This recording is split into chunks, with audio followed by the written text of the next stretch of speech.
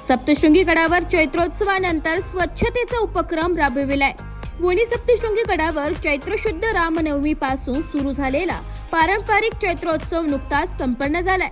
या उत्सवात खानदेशासह राज्यभरातून लाखो भाविक पायी प्रवास करत गडावर आईच्या दर्शनासाठी आले होते।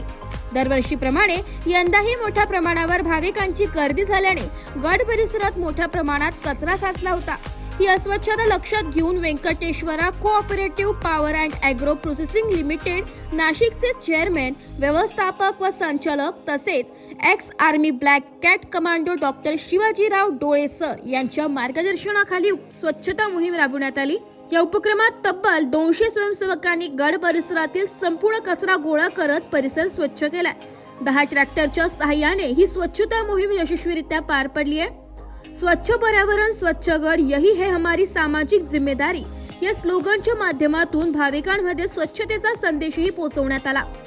या उपक्रमामुळे गड परिसर पुन्हा एकदा स्वच्छ आणि सुंदर करण्यात यश आले आहे। ब्युरो रिपोर्ट, नाशिक लोकशाही न्यूज, नाशिक।